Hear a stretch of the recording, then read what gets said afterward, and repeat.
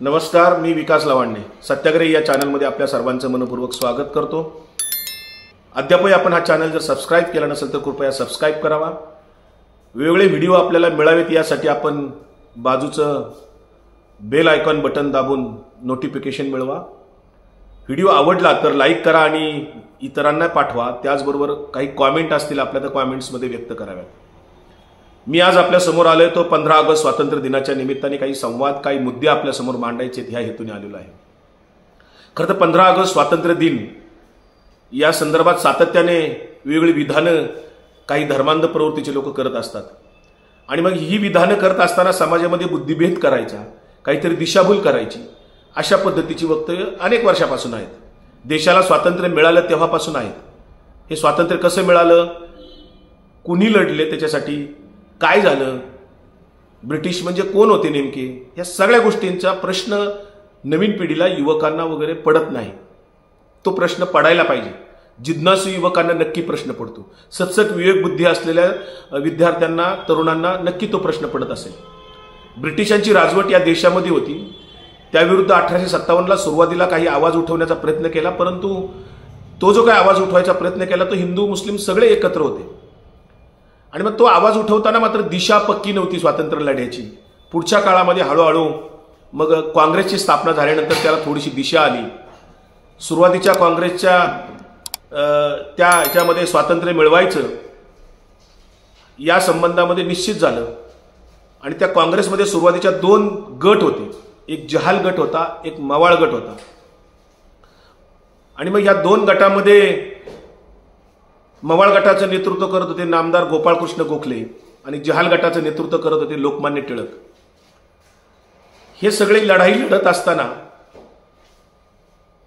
15 ऑगस्टच्या नंतर आपल्याला स्वातंत्र्य मिळाले हे जेव्हा कळतं तेव्हा त्याचा पूर्व इतिहास थोडासा जर माहीत नसेल, काही बेसिक गोष्टी माहीत नसतील तर आपली दिशाभूल होऊ शकते, आपला बुद्धिभेद कुणीही करू शकतं। ब्रिटिशांच्याकडनं आपल्याला देशाला स्वातंत्र्य मिळवायचं होते, राजकीय स्वातंत्र्य होतं।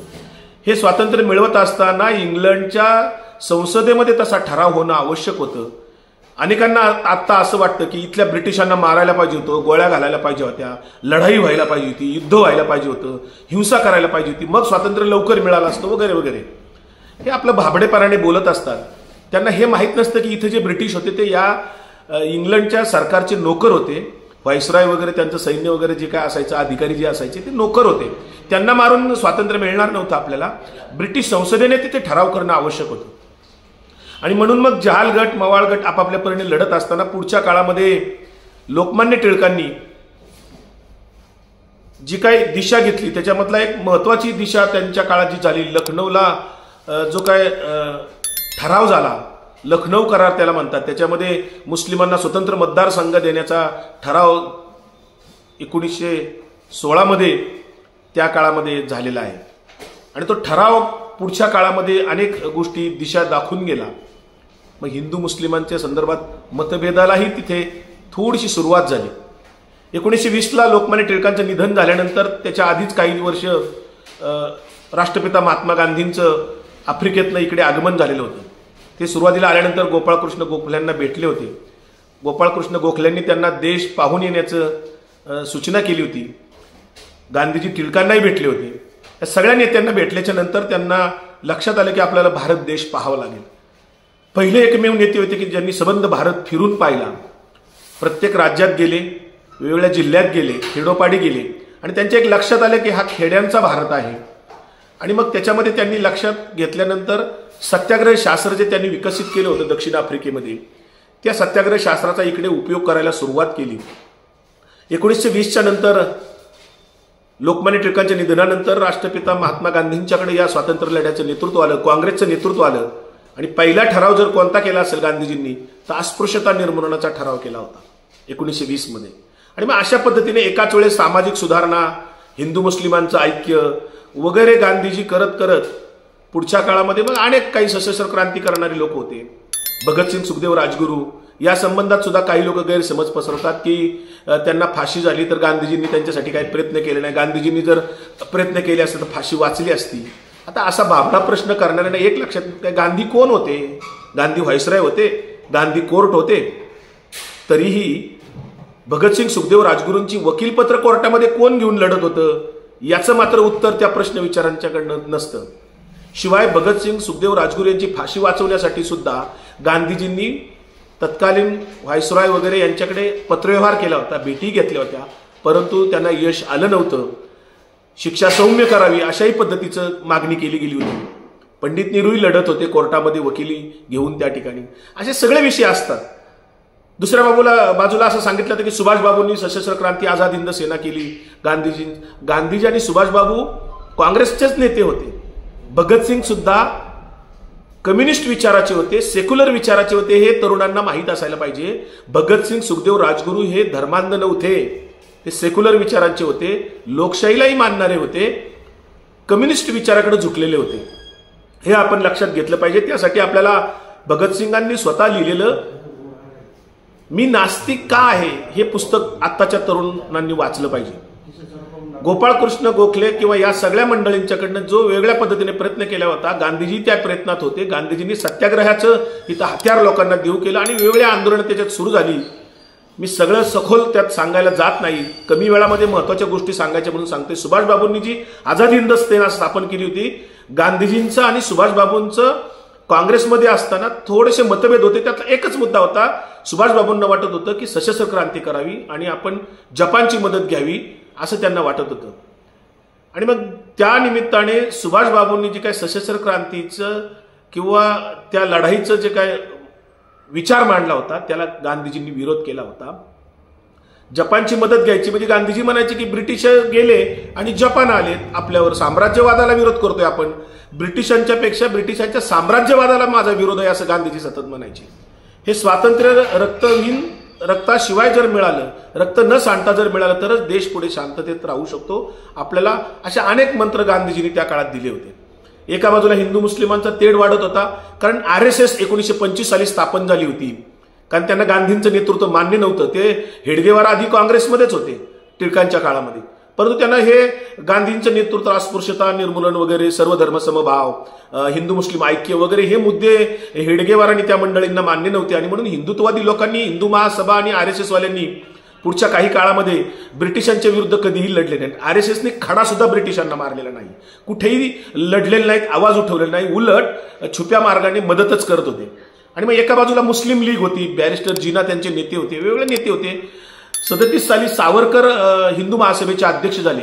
त्यांनी हिंदू राष्ट्राची मागणी केली. RSSही तशाच पद्धतीची मागणी करत होती.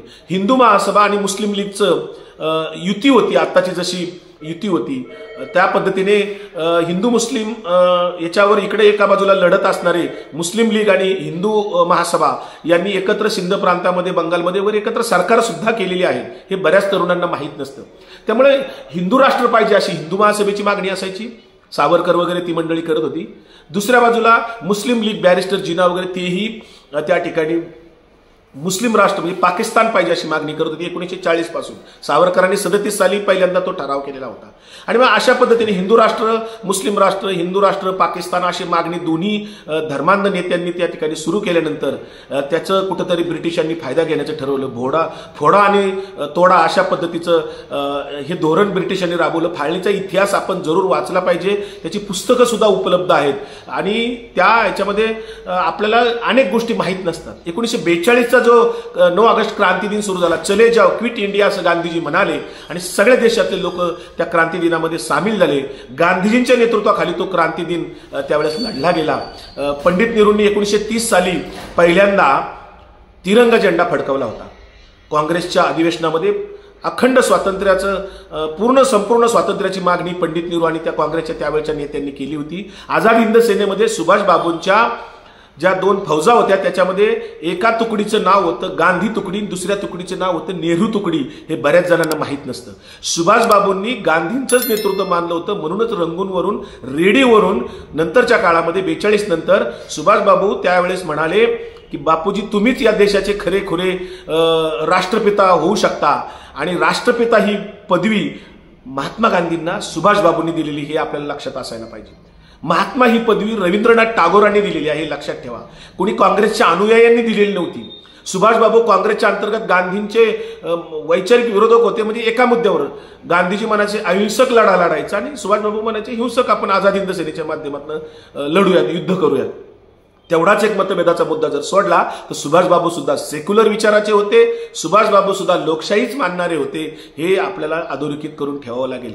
सरदार पटेल, पंडित नेहरू हे गांधींचे दोघंही शिष्य होते. अनेक गोष्टी त्याच्यामध्ये आपल्याला फाळणीच्या संदर्भातल्या अफवा पसरवल्या जातात, 55 कोटी वगैरे. हे आपल्याला माहित नसतं की पाकिस्तानची फाळणी होताना आंतरराष्ट्रीय पातळीवर करार झाला होता. कराराची एक कमिटी नेमली होती. त्या कमिटीमध्ये 3 हिंदू होते, 3 मुस्लिम होते आणि त्या करारामध्ये सरदार पटेलांची नंतरच्या काळामध्ये मान्यता देताना पंडित नेहरू आणि सरदार पटेलांनी ते अग्रीमेंट केलेलं होतं की 400 कोटी भारताकडे होते तिजोरीमध्ये रिझर्व्ह बँकेच्या, त्यातले 75 कोटी रुपये हे पाकिस्तानला देण्याचे अग्रीमेंट झालेलं होतं. हे लक्षात घ्या.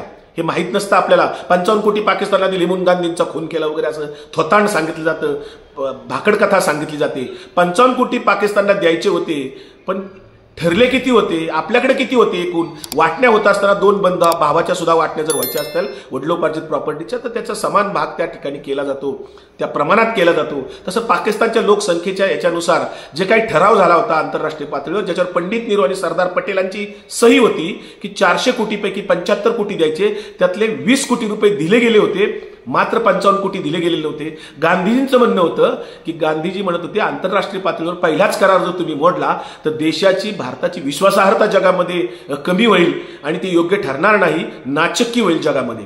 आणि म्हणून मग गांधीजींनी ते दिलं पाहिजे अशा पद्धतीची भूमिका घेतली होती. पण उपोषण वगैरे होतं ते शांततेसाठी होतं. हिंदू मुस्लिमांच्या दंगली पेटलेल्या होत्या, वातावरण अतिशय खराब झालेलं होतं, कायदा व सुव्यवस्थेचा प्रश्न निर्माण झाला होता. दुसऱ्या बाजूला संस्थानिक होती. हा भारत देश एक राष्ट्र कधीच नव्हता, वेगळी संस्थानं होती. 600-750 राजे या देशामध्ये होते. या सगळ्या राजांना, सगळ्या संस्थानिकांना एकत्र करून एक नवा भारत निर्माण करण्याचं काम तत्कालीन नेत्यांनी, हे काँग्रेसच्या पंडित नेहरू, सरदार पटेल असतील, मौलाना अब्दुल कलाम असतील, या सगळ्या मंडळींनी त्या काळात केलेलं होतं गांधीजींच्या नेतृत्वाखाली, मार्गदर्शनाखाली.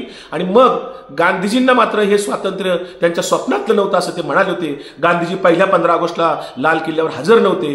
पंडित नेहरू, सरदार पटेल, मौलाना अबुल कलाम आझाद असतील, राजेंद्र प्रसाद असतील, या सगळ्या मंडळींनी गांधीजींना आग्रह केला की बापूजी तुम्ही लाल किल्ल्यावर आलं पाहिजे. पण बापूजी नौखालीला बंगालमध्ये हिंदू मुस्लिमांच्या कतली चालल्या होत्या. ते तंटामुक्ती अध्यक्षासारखं हिंदूंच्या बैठकी घेत होते, मुस्लिमांच्या बैठका घेत होते आणि शांतता प्रस्थापित करण्याच्या कामात गुंतले होते. ते संदेश द्या म्हणत होते. जेव्हा पंडित नेहरू म्हणाले की काहीतरी बापू देशाला तुम्ही सांगायला पाहिजे, बापू म्हणले माझ्याकडे सांगण्यासारखं काहीही नाही, मेरा जीवन ही मेरा संदेश है. असं गांधीजींनी एकच वाक्य सांगितलं, माझ्याकडे दुसरं काही सांगण्यासारखं नाही, माझ्या स्वप्नातलं हे स्वातंत्र्य नाही. कारण गांधीजींना या देशाचे तुकडे मान्य नव्हते. गांधीजींनी सातत्याने विरोध केलेला होता. हा विरोध इतका टोकाचा होता की काँग्रेसच्या नेत्यांना गांधीजींचं ही भूमिका शेवटी मान्य होत नव्हती. गांधीजी एकटे पडले होते. गांधीजी ब्रिटिशांना म्हणत होते माझ्या देहाचे तुकडे झाले तरी चालतील, परंतु मी देशाचे तुकडे होऊ देणार नाही. ही ठणकावून घेतलेली भूमिका होती गांधीजींची. हे नवतरुणांना माहीत असायला पाहिजे. आणि मग अशा पद्धतीनं त्या ठिकाणी हे स्वातंत्र्य मिळालं आपल्याला. आणि हे सगळं होत असताना काहीतरी भिडे जे किडे आहेत सध्याचे, किंवा असे काही तत्सम लोक अनेक वर्षापासून बोलत असतात की हे स्वातंत्र्य आम्हाला मान्य नाही वगैरे.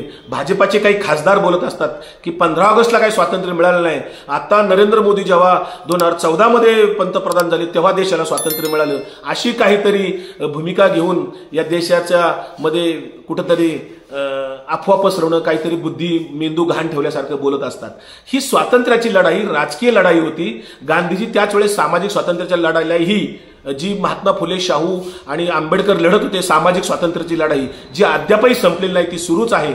आणि मग अशा पद्धतीनं या स्वातंत्र्य लढ्यातच सेक्युलर विचारधारा, पुरोगामी विचारधारा असेल, वैज्ञानिक दृष्टिकोनाचा असेल, किंवा लोकशाही, संसदीय लोकशाहीची व्यवस्था, ही सगळे स्वीकारायचं हे 1930 सालापासून 35 सालापासूनच याच्यावर चर्चा विनिमय होत होत्या.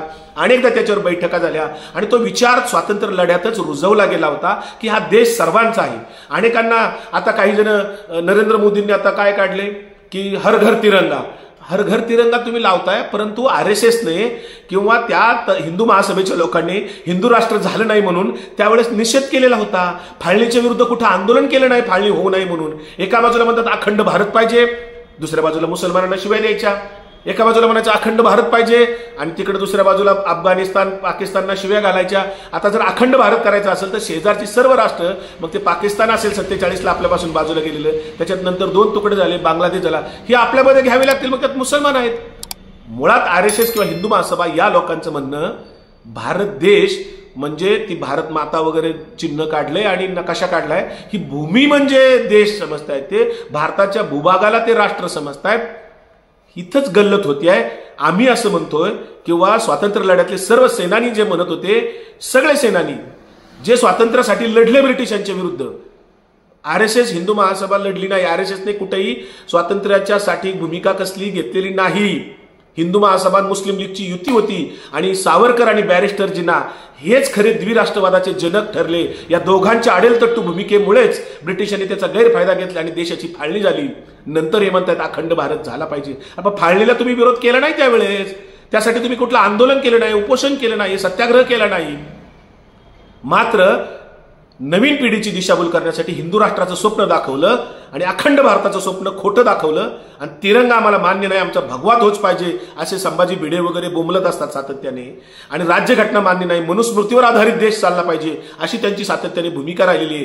त्यावेळेचं RSSचे जे मुखपत्र होतं त्यांनी 1950 साली जेव्हा राज्यघटना अस्तित्वात आली तेव्हा ठणकावून त्यांनी अग्रलेख लिहिलेला आहे त्या संदर्भात की हे स्वातंत्र्य तिरंगा झेंडा आम्हाला मान्य नाही.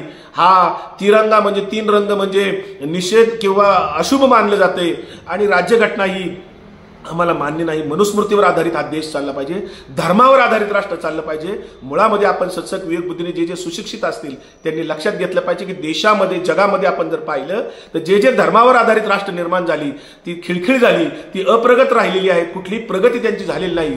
आपला भारत देश विविधतेत एकता असून सुद्धा विविध भाषा, विविध जाती, विविध धर्म आहेत, 8 धर्म आहेत, 6400 पेक्षा जास्त जाती आहेत इथे. आणि मग अशा पद्धतीने विविध राज्य, विविध संस्कृती, मिश्र संस्कृती असलेला आपल्याला भारत देश हजारो वर्ष एकत्र आहे. पाकिस्तानचे 2 तुकडे झाले धर्मावर आधारित राष्ट्र निर्माण झाल्यामुळे, पण भारताचे 2 तुकडे झाले नाही. हीच अचिव्हमेंट आपली 75 वर्षातली आहे की भारत एक संघ आहे अजून. आणि त्याचं कारण भारताच्या स्वातंत्र्य लढ्यातली विचार, स्वातंत्र्य लढ्यातल्या सेनानींनी दिलेली भूमिका, राज्यघटनेमध्ये आलेली तत्वज्ञान, राज्यघटनेची दिशा, नवा भारत बांधण्याचं जे स्वप्न आपण पाहिलं त्याच्या राज्यघटनेच्या आधारावर हा देश एकत्र राहिला. हा देश सर्वांचा आहे, हे राष्ट्र सर्वांचं आहे. संस्थानिक जाऊन एक राष्ट्र बनवण्याचं, नेशन बिल्डिंगचं आपण काम 26 जानेवारी 50 पासून सुरू केलं. भारताच्या स्वातंत्र्य लढ्यातलं तत्वज्ञान संविधानामध्ये आलं. आणि मग याच्यामध्ये आपल्याला लक्षात घ्यावं लागेल की एक राष्ट्र म्हणजे नुसतं जमीन नाही. अखंड भारत व्हायचा म्हणजे यांना ते पाकिस्तान, अफगाणिस्तान किंवा बांगलादेशची जमीन घ्यायची आहे अखंड भारतामध्ये. त्यांना ती माणसं नको आहेत का पाहिजेत याच्याबद्दल ते बोलत नाहीत. हिंदू राष्ट्राची राज्यघटना कोणती असेल हे सांगत नाहीत. आणि मग आता हर घर तिरंगा जेव्हा म्हणतात, याच RSSने आतापर्यंत वाजपेयी साहेब पंतप्रधान होईपर्यंत भाजपाच्या आणि त्यावेळच्या जनसंघाच्या किंवा RSSच्या लोकांनी कधीही तिरंगा फडकवला नाही. त्यांच्या मुख्यालयावर 15 ऑगस्ट 26 जानेवारीला कधीही ध्वज फडकवला नाही, तिरंगा कधी हातात घेतलेला नव्हता.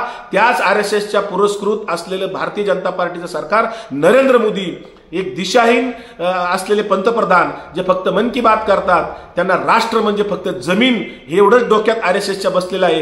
राष्ट्र म्हणजे या देशातली सजीव सृष्टी, राष्ट्र म्हणजे या देशातली सर्व जाती धर्माची लोक, सगळी माणसं म्हणजे राष्ट्र आहे. आपण सर्व मिळून एक राष्ट्र आहोत. ही भूमिका खरं संविधानाची आणि सर्वांची राहिलेली आहे. मात्र RSSने कधीही तिरंगा हातात घेतला नाही. राष्ट्रपित्या गांधीजींचा कायम निषेध केला, त्यांना कायम कुत्सित भावनेने बोलले. पंडित नेहरूंच्या बद्दल काहीतरी अवमानकारक बोलतात, चुकीचं सांगतात, बुद्धिभेद करतात. पंडित नेहरू 11 वर्ष जेलमध्ये राहिलेले आहेत. मोतीलाल नेहरू एक श्रीमंत वकील होते, बॅरिस्टर होते.